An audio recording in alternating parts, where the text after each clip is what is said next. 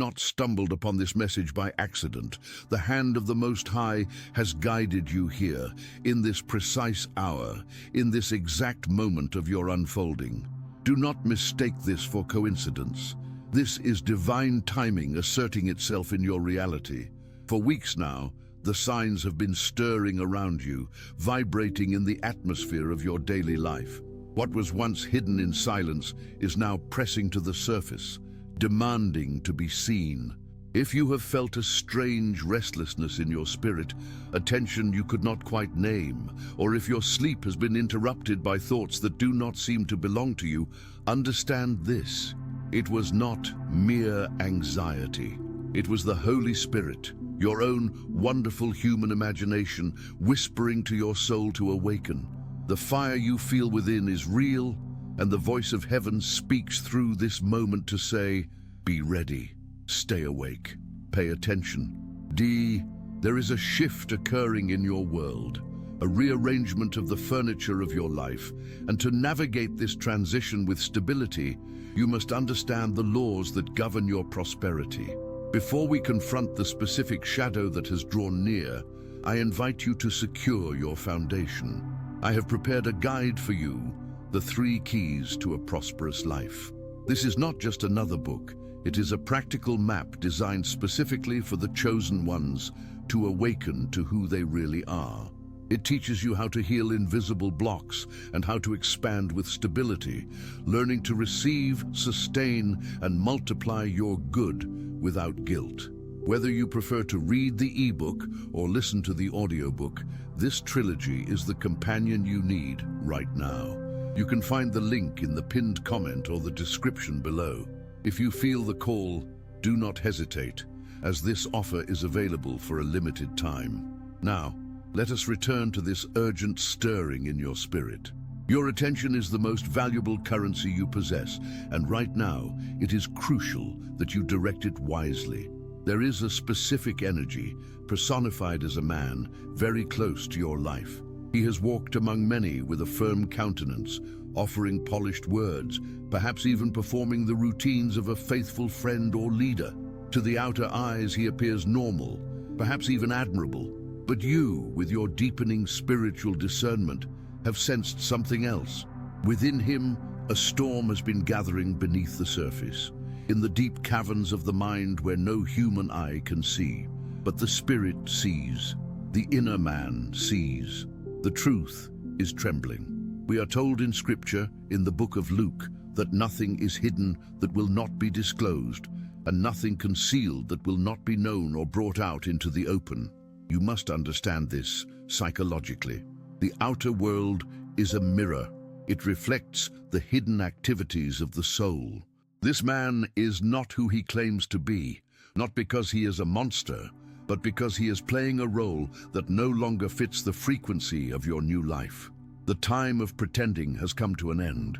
Just as the prophet Samuel was sent to confront Saul, not out of anger, but because the old state of consciousness had lost its authority, so too are the messengers of your own higher self released to reveal what can no longer remain hidden. If this resonates with a feeling you have been ignoring, I invite you to click the like button, not for the algorithm, but as a signal to your own subconscious that you are ready to face the truth. This man may have walked close to you, perhaps as a confidant, or someone who once claimed to care for your well-being, but his choices, his inner conversations, have written a story of deception. His mask is cracking. This is not happening because of human interference or gossip. It is happening because the pressure of the divine truth within you is expanding. When you rise in consciousness, everything that is low vibration must either transform or be exposed and expelled. The justice that is arriving is not a sudden chaotic accident. It is simply the law becoming visible. In the invisible realm of causation, the truth has already been weighed. The act is complete. Although he may still be walking freely in the eyes of the world, the courts of heaven, your own I Am presence, have already registered the result. As it is written in Galatians, do not be deceived. God cannot be mocked. A man reaps what he sows. This is the law of identical harvest. You cannot plant deception and harvest peace. You cannot plant betrayal and harvest loyalty. This man is about to encounter his own harvest, and you are being warned so that you do not get caught in the thorns of his crop. You might find yourself asking, why was such a person allowed to be so close to me? Why did the Most High not remove him sooner? This is a question as old as Job. Even Job, righteous and faithful, endured tests without understanding the reason until the end. Consider this. Some delays in your life, some silent battles and strange dead ends were linked to the presence of this influence. His energy was a drain on your reservoir. His secret life acted as a block in the flow of your own bridge of incidents. He was not merely standing near your journey. He was, unknowingly or knowingly, interfering with it. But here is the secret that changes everything. He has no power over you unless you react to him. The only enemy is the assumption you keep entertaining. If you react with fear, you feed the dynamic. If you react with anger, you bind yourself to him. The Holy One is removing him not to destroy a man, but to protect a purpose, your purpose. The removal process requires you to stand still in your mind. Do not fight him on the outside. Do not engage in arguments or try to expose him to others. The law will do that work for you. Your task is to withdraw your attention from his drama and place it firmly on your wish fulfilled. Think of the Archangel Michael.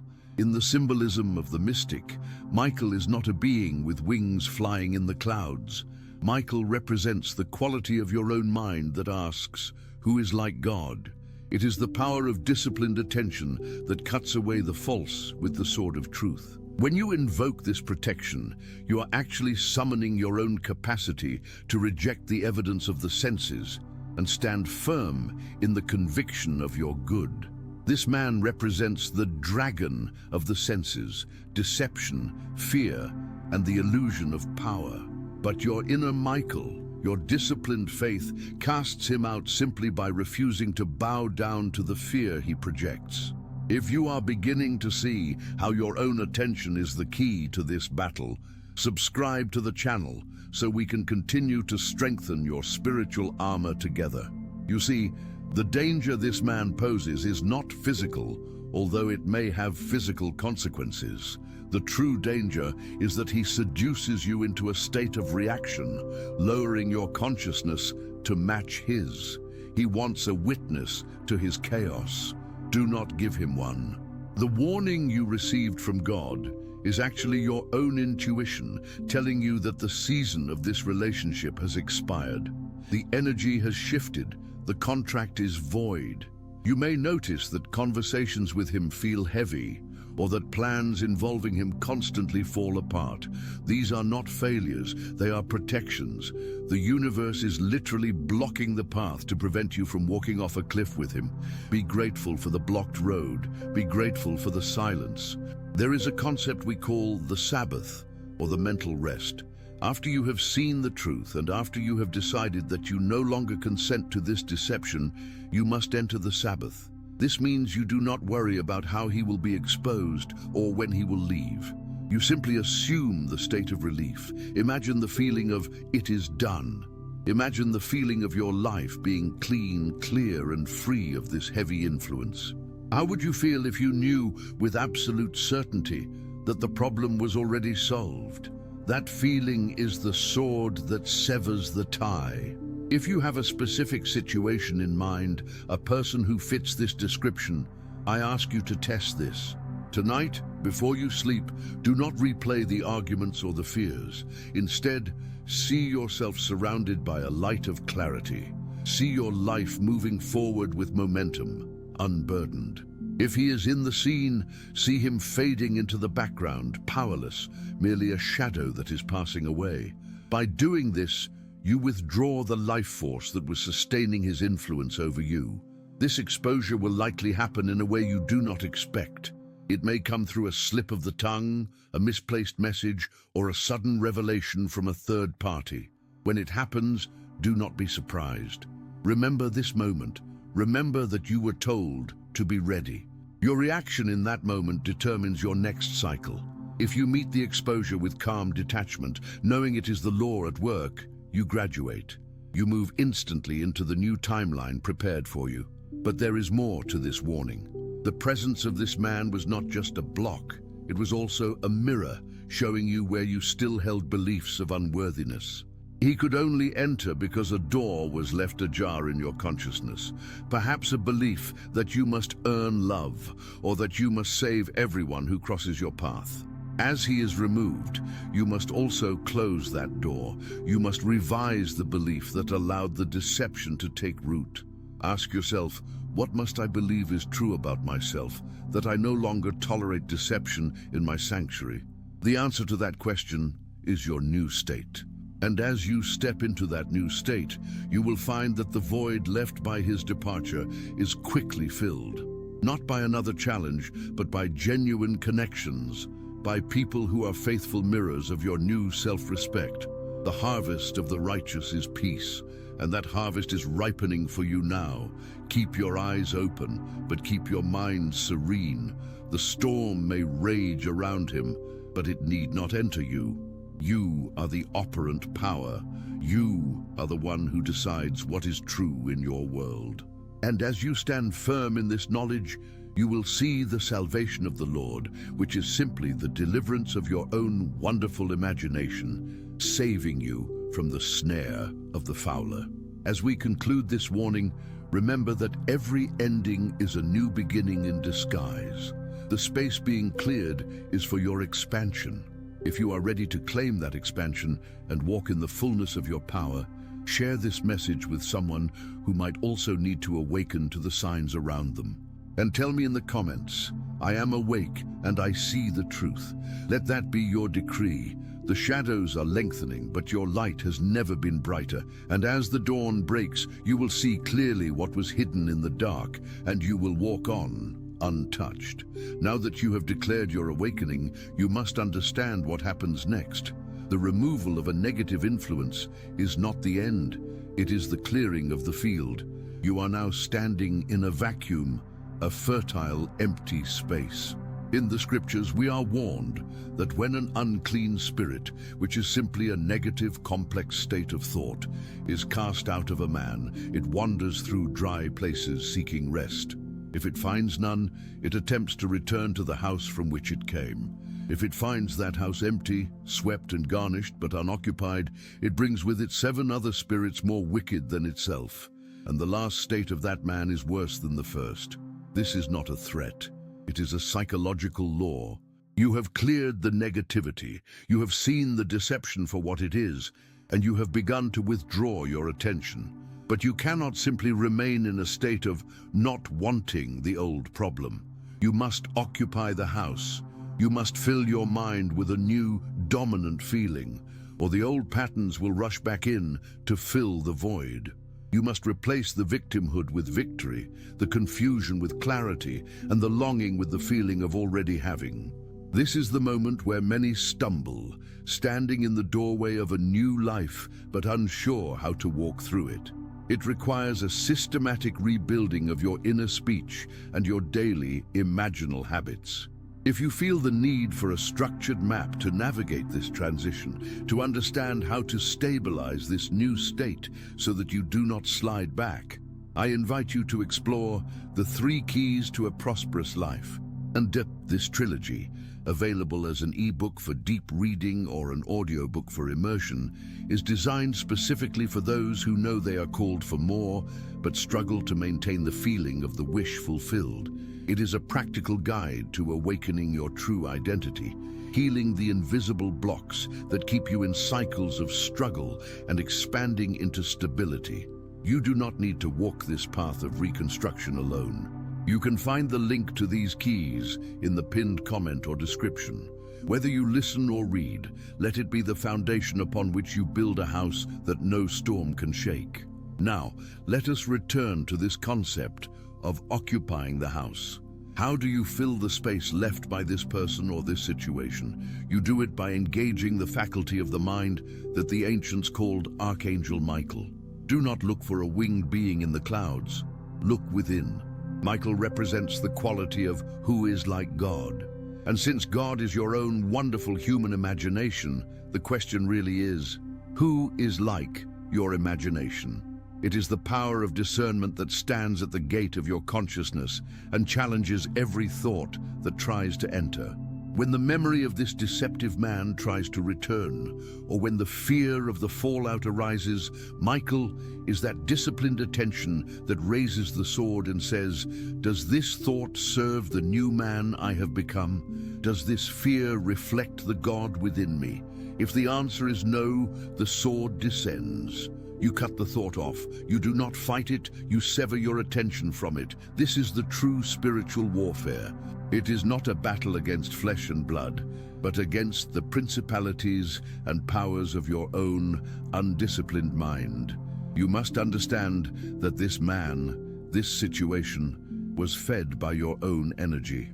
For a long time, you may have unknowingly played the role of the rescuer or the one who endures, believing that your suffering was a badge of honor or a sign of your spiritual depth. This is a common trap for the chosen ones. You believe that to be chosen means to carry a heavy cross. But I tell you, the cross is something to be transcended, not carried forever. The cross represents the body of beliefs you wear. You are called to resurrect from that cross, not to die on it daily. So, as the truth comes out and the separation occurs, you may feel a sudden urge to reach out, to explain yourself, to defend your name, or to save him from the consequences of his own actions. This is the test. This is the dragon waiting to devour the child, the new idea, as soon as it is born.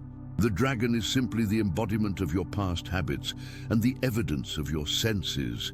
It will roar at you. It will say, look at the mess, look at what people are saying. You must do something physically to fix this. But you must stand still. Stand still and see the salvation of the Lord. To stand still does not mean you are physically paralyzed. It means your mind ceases to run to and fro in panic. You remain in the state of the wish fulfilled. You assume the end. What is the end? The end is that the truth is known, you are vindicated, and you are free. If you were already free, would you be frantically texting? Would you be checking his social media? Would you be asking friends for updates? No. You would be about your Father's business, focused on your own expansion, your own joy, your own prosperity. Every time you withdraw your attention from the drama and invest it in your own growth, you are feeding the new state. You are putting on the armor of God. Let us look at this armor not as a Sunday school lesson, but as a metaphysical reality.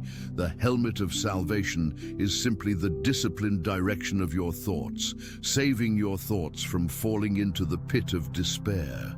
The breastplate of righteousness is not about moral judgment. Righteousness in the original language implies right thinking or right standing. It is the feeling of naturalness in your new state. You feel right about yourself. You do not feel guilty for cutting ties.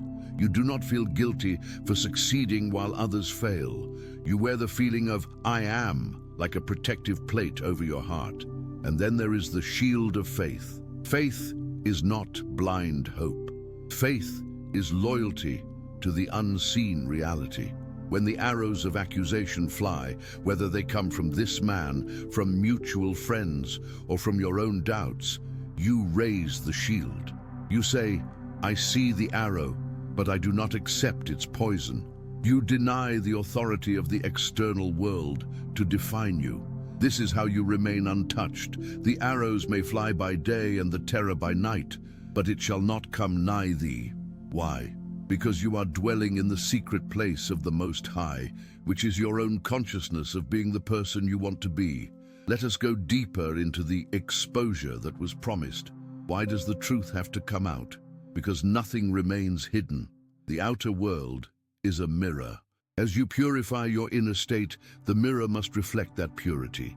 It cannot hold a smudge if the face it reflects is clean. The presence of a deceiver in your life was a reflection of a deception within yourself, likely a self-deception where you told yourself you were not worthy of a transparent, honest, and reciprocated love. You accepted crumbs and called it a feast. Now that you have corrected that belief, The mirror must crack the old image. The deception must be exposed because it no longer matches your vibration. When this happens, you will observe a curious phenomenon. People will start to tell you things they had hidden. Conversations will happen within your earshot by accident. Documents or messages will appear. It will seem like a coincidence, but it is the bridge of incidents being laid down by your higher self. Do not fear this bridge. Walk across it with your head high. Do not gloat and do not despair. Just observe. Say to yourself, I remember when I planted this harvest. I remember when I decided to be free. Now I am seeing the fruit. There is a financial aspect to this warning as well, one that is often overlooked. The state of consciousness that tolerates deception in relationships is often the same state that tolerates lack in finances. They are connected by the root feeling of unworthiness or waiting for permission. This man, or this energy of blockage, has likely been a drain on your resources, perhaps directly, or perhaps simply by consuming the mental energy you could have used to create wealth. As you cut this cord, do not be surprised if your financial flow suddenly increases. Blocks you faced in your career or business may dissolve overnight. Why? Because you have reclaimed your power. You are no longer leaking energy. The same I am that commands respect in relationships commands value in the marketplace. If you have been feeling stuck in your work, understand that this personal liberation is the key to your professional expansion. You cannot be a king in the marketplace if you are a beggar in your relationships. It is one seamless garment of consciousness. Therefore, your assignment for the coming days is to practice the revision of your identity. Each night as you review your day, if you felt a pang of guilt or fear regarding this person, rewrite it. Replay the scene in your mind, but this time, see yourself reacting with total indifference and strength. Hear yourself saying, I wish you well, but you have no place here. Feel the relief of that boundary. By doing this, you are altering the past, and by altering the past, you change the trajectory of the future. You may ask, how long must I do this? You do it until the reaction is natural. You do it until the thought of him no longer evokes an emotional spike, but rather a neutral observation, like looking at a stranger in a crowd. When you can think of the deceiver with no emotion other than perhaps a mild compassion for his state, then you know you are free. The hook is gone. And what of the 7 spirits returning? How do we ensure they do not enter? We fill the house with angels. In this teaching, an angel is a messenger of God, a noble idea, a desire for expansion. Fill your mind with noble goals. What is the next step for your life? Is it a new home, a new level of health, a vocation that serves humanity? Invite these angels in. Give them room. Feed them with your attention. If your mind is busy building a magnificent future, it has no time to entertain the ghosts of the past. The enemy of your peace is not the man who lied to you. The enemy is the habit of looking back. Remember Lot's wife. She looked back at the destruction of Sodom, the old state, and she was turned into a pillar of salt. Salt is a preservative. She was preserved in that dead state. She became frozen in the past. Do not look back at the chaos you are leaving. Do not try to analyze why he did what he did. It does not matter. His state dictated his actions. Your state dictates your freedom. Keep your eyes on the mountain ahead, the high place of your new ideal. There is a specific technique I want you to try if you feel the pull of the old tie. It is called the face of the friend. Close your eyes and imagine a friend, someone you trust and who loves you. See them looking at you with an expression of amazement and joy. Hear them say to you, I have never seen you look so free. You are glowing. Everything has turned around for you, hasn't it? Feel the reality of their perception. Do not explain how it happened. Just accept their congratulations. In that moment, you are seeing yourself through their eyes as the person who has completely triumphed. This bypasses your own critical mind. You are borrowing the conviction of a friend to stabilize your own. Do this until you can feel the smile on your own face in response. This simple act anchors you in the timeline where the problem is a distant memory. You are a chosen one not because you are better than others, but because you have awakened to the responsibility of your own imagination. You have been chosen by your own higher self to demonstrate the law. This trial, this deception, was the fire that burned away the dross so that the gold could emerge. Do not curse the fire. Bless it for what it revealed, and then step out of it. The smell of smoke will not even be on your clothes. That is the promise. When you truly walk through the furnace with the fourth man, your imagination, you come out without even the scent of the burning. You come out clean. This is your destiny. The deception was the catalyst. The awakening is the result. As you move forward, you might notice that your circle of influence changes. The people who were comfortable with your smallness will fall away. Let them go. Do not cling to dead branches. New growth requires pruning. You will attract a new tribe, people who resonate with your authenticity and your power. These new connections will be reciprocal. They will be based on honor, not manipulation. You will know them by the peace they bring. If you are currently in the midst of the storm, if the exposure is happening right now as we speak, hold fast. Go into the silence. The silence is not empty. It is the womb of creation. In the silence, you deny the chaos the right to exist in your world. You say to the storm, "Peace, be still," not as a plea, but as a command from the operant power within. The outer world must obey the inner silence. It has no choice. It is a shadow, and a shadow cannot move unless the object casting it moves. You are the object. Stand firm. Let us speak also of the sword of truth. In many traditions, this is a symbol of destruction, but in the world of consciousness, it is a tool of precision. It separates the wheat from the chaff. Use this sword on your own beliefs. Every time a doubt arises, what if I'm alone forever? What if he destroys my reputation? Use the sword. Dissect that thought. Ask it, who sent you? You will find it was sent by the old man, the dying state. Dismiss it. Do not invite it to dinner. This mental diet is rigorous, yes.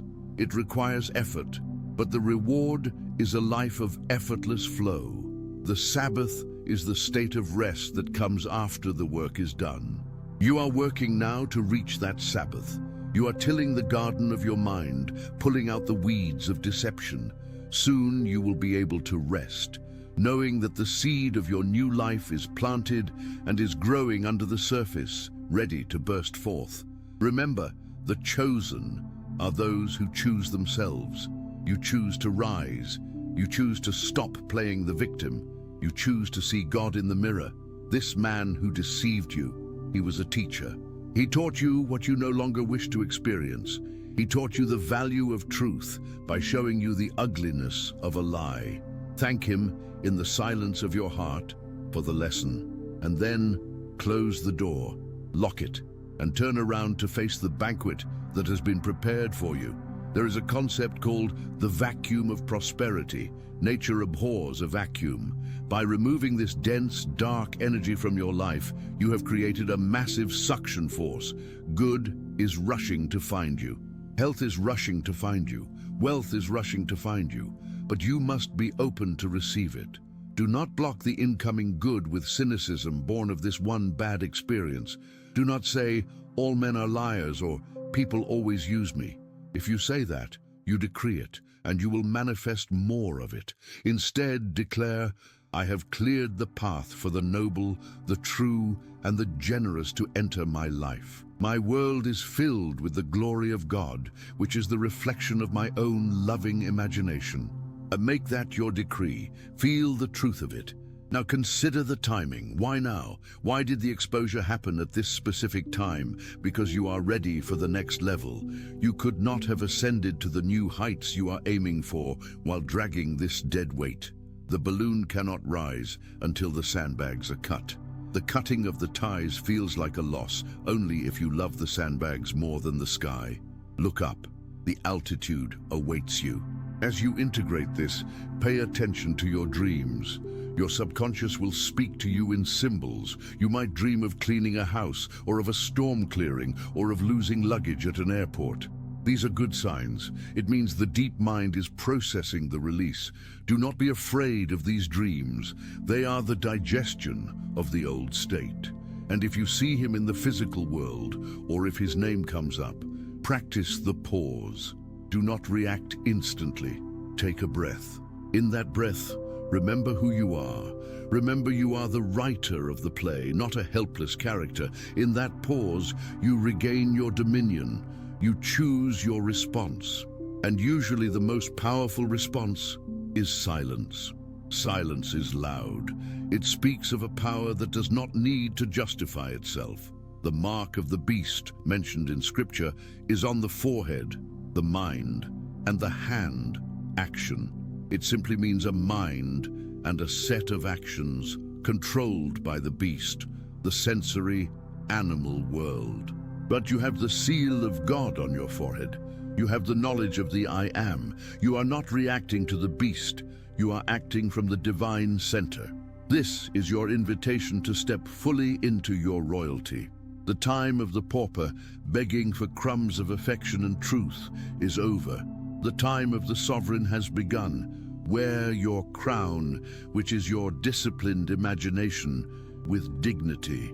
Walk with the assurance of one who knows the end. And the end I